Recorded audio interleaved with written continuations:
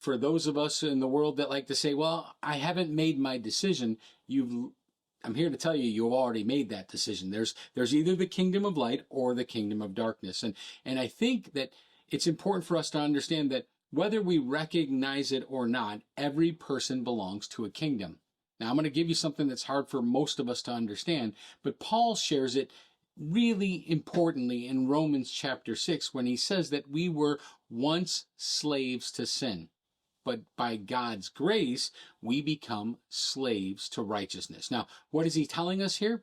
He's telling us that you're either a slave to sin or you're a slave to righteousness. And the word used here for slave is not what we would talk about in the American context. This word is doulos, right? And what it means is someone who belongs entirely to another.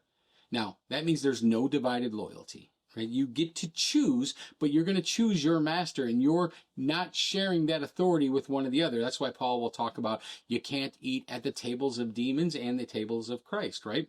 A doulos gives their entire life to their master. That's uncomfortable for us to hear, right?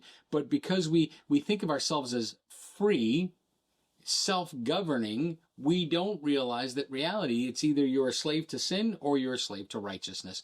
There's no in between. We are all slaves. And here's the truth we often miss. The kingdom we live under forms us. It tells us, it shapes the way we think and the way we act, right?